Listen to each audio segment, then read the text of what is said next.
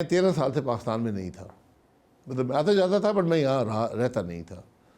तो बहरहाल मैं आया तो हल्के के लोगों ने कहा जी कि आपने इलेक्शन लड़ना है, एक ताल्लुक़ होता है, तो उसमें टिकट नहीं मिला।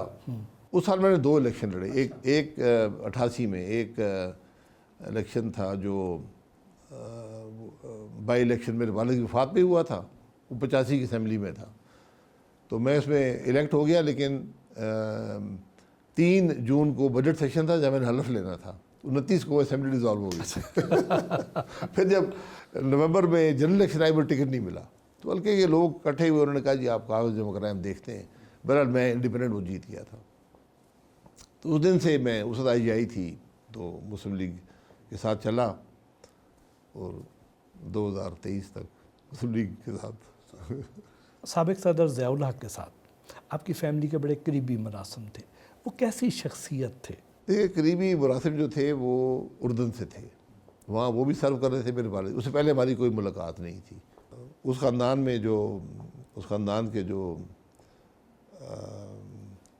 आप समझें कि मेवर था ना, वो उनकी वाइफ थी मिसेस ज़ियाउल हक जो थी, तो उनको हमने एक कर्नल की बीवी के तौर पर भी देखा, फिर जनरल की बीवी के तौर पर भी देखा, फिर चीफ ऑफ स्टाफ की बीवी के तौर पर भी देखा, फिर सदर पाकिस्तान, मार्शल एडमिनिस्ट्रेटर।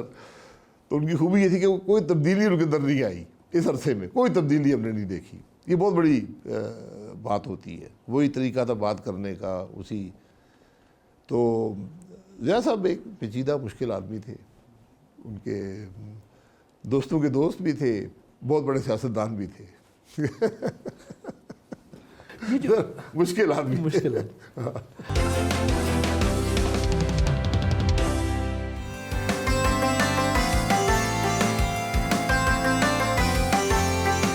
1988 में सानिया ओजीडी कैंप में आपके वालिद साहब शहीद हो गए।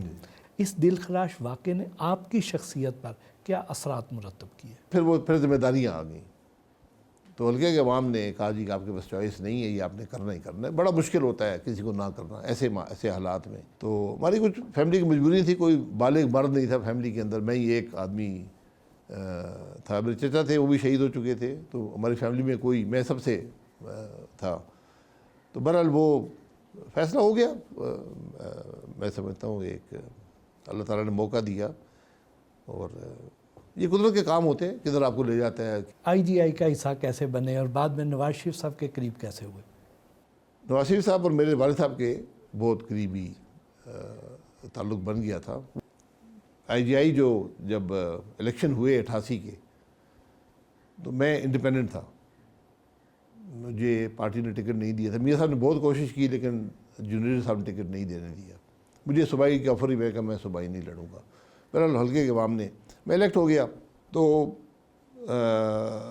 मुझे मियाँ साहब को फ़ोन आया कि अब लाहौर आ जाए। मैं लाहौर चला गया, तो वहाँ चौधरी निसार साहब भी, उन्होंने मुबारकबाद दी, उन्होंने कहा जी हमारा एक ताल्लुक़ है, और उन्होंने एक कागज़ मेरे सामने रखा कि आप मुस्लिम लीग में शमूलियत कर लें। तो मैंने कहा जी मैं आपके साथ हूँ, लेकिन मैं कागज़ साइन नहीं कर। उन्होंने कहा क्यों?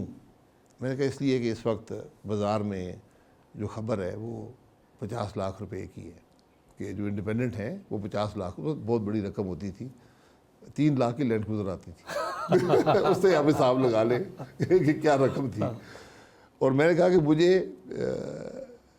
एक पीपल्स पार्टी का एक जोड़ा था जो ये सारी खरीदारी कर रहा था, एक आदमी और औरत, मैं नाम भूल गया हूँ। वो आदमी जो थे जिनको सारा ये बहरिया का इलाका पहले अलॉट हुआ था 88 की हुकूमत में, शेयर भी रखा हुआ था, बड़े मशहूर हुए थे शेयर के हवाले से। बहरहाल वो एक, तो मेरे पास वो ऐसे, मुझे उन्होंने 3 करोड़ की ऑफ़र की थी। तो मैंने कहा ये बड़ी बदनामी हो रही है, तो मैंने आपको ज़ुबान दे दी है, बात ख़त्म हो गई है, मैं आपके साथ हूँ। मैं वो तो बहरहाल वहाँ पर मैंने साइन नहीं किए, तो और मैं उठकर आ गया। तो मियाँ साहब भी खुश नहीं थे, जो निसार साहब भी खुश नहीं थे। मैं आ गया, तो मेरे वालिद साहब की भुट्टो साहब से पर्सनल दोस्ती भी थी, 50 के अशरे से, 60 के अशरे से। तो मुझे उन्होंने कहा जी आप, मैंने कहा जी मैं, उन्होंने रब्ता किया, मैंने कहा जी मैं ऑलरेडी, आपके लोग आए थे, बहुत बड़ी रकम दे रहे थे, मुनासिब बात नहीं है, तो मैं तो फ़ैसला कर लिया है। उन्होंने कहा नहीं आप मिल लें भुट्टो, बेनज़ीर भुट्टो साहिबा से। میں کہا ٹھیک ہے، میں کراچی چلا گیا، ان سے ملاقات ہوئی، بلاول ہاؤس اس وقت چھوٹا سا تھا، ایک گھر تھا، تو رشید بابر صاحب بھی تھے، میں تھا، بینظیر بھٹو صاحبہ تھیں، اور سرور سکھیرا صاحب تھے جو دھنک میگزین آپ کو یاد ہے مشہور، تو وہ ان سے بھی میرے والد صاحب کی تو وہ بھی اس ٹیبل پر بیٹھے تھے، انہوں نے بھی مجھ سے رابطہ کیا تھا. تو بہت بات ہوئی، بینظیر صاحب نے کہا جی ہماری حکومت بن رہی ہے، ہم کوشش کر رہے ہیں. تو بہرحال میں نے انہیں کہا جی کہ میں پیپلز پارٹی جوائن نہیں. انہوں نے کہا جی اب ہمیں ینگ لوگوں کی ضرورت ہے، ہمیں پڑھے لکھے لوگوں کی ضرورت ہے، ہم نے حکومت چلانی ہے، تو آپ کے لیے بہت سے مواقع ہوں گے. تو میں نے کہا جی وہ سب بات ٹھیک ہے، لیکن میں آپ کے ساتھ نہیں چل سکتا. تو انہوں نے پوچھا کیوں؟ میں نے کہا جی میرے حلقے کے جو لوگ ہیں وہ پیپلز پارٹی کو اتنا پسند نہیں کرتے. تو بہرحال وہ مرحلہ بھی گزر گیا، اللہ نے استقامت دی، اور میرا خیال ہے کہ میں ہر ایک کو کہتا ہوں یار میرے بارے میں آپ نے کوئی بات کرنی ہے تو میاں صاحب سے پوچھ لیں. جو میاں نواز شریف میرے بارے میں کہیں گے مجھے قبول ہے. وہ کہیں اچھا آدمی ہے تو ٹھیک ہے، کہیں بہت برا آدمی ہے وہ بھی ٹھیک ہے، کیونکہ ایک تعلق ہے، ایک رشتہ ہے، اور میں نے کبھی کوشش کی کہ ان کو مایوسی نہ ہو. اور میں اس تو بھی سمجھتا تھا، آج بھی سمجھتا ہوں وہ ایک اچھے پولیٹیکل لیڈر ہیں، لیکن یہ جو کچھ 22 کے بعد ہوا ہے میری سمجھ سے باہر ہے.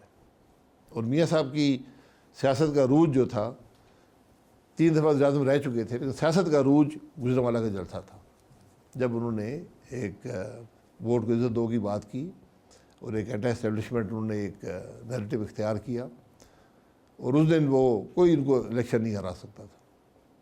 لیکن جب انہوں نے وہ چھوڑا وہ، تو پھر بہرحال یہ ان کا اپنا فیصلہ ہے، لیکن سیاسی طور پہ اس کو عوام نے قبول نہیں کیا.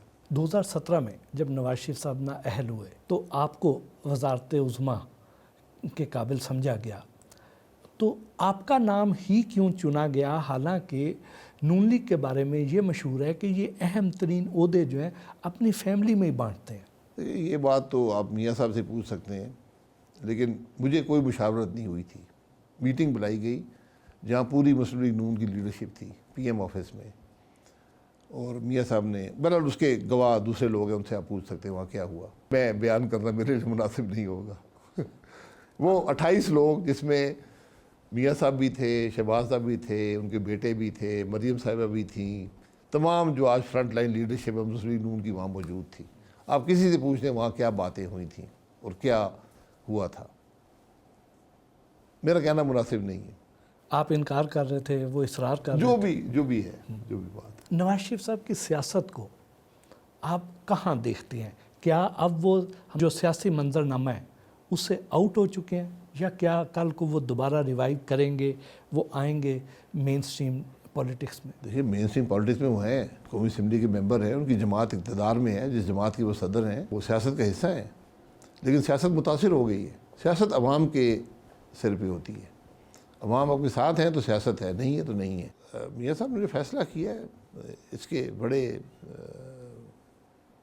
گہرے منفی اثرات ہیں. تو یہ ان کو اب کیا وہ سیاست کو ریوائیو کر سکتے ہیں؟ میرا بہت مشکل ہے ریوائیو کرنا، بہت مشکل ہے. 8 فروری 2024 کو میاں صاحب کے پاس موقع تھا، کہتے تھے الیکشن ہار گئے ہم. اب حساب لگا لیں ان کی سیاست آج کہاں ہوتی، مسلم لیگ نون کہاں ہوتی، ملک کہاں پہ ہوتا. آپ کے میاں صاحب سے جو اختلافات تھے کس وجہ سے ہوئے؟ کیا اس کی وجہ یہ تھی کہ آپ باجوہ صاحب کو ایکسٹینشن دلوانا چاہتے تھے؟ میرا میاں صاحب سے کوئی اختلاف نہیں تھا. علیحدگی کیوں کی؟ علیحدگی سیاسی علیحدگی ہے. نہ کبھی میاں صاحب نے کوئی شکوہ کیا ہے، نہ میں نے ان سے کبھی شکوہ کیا ہے.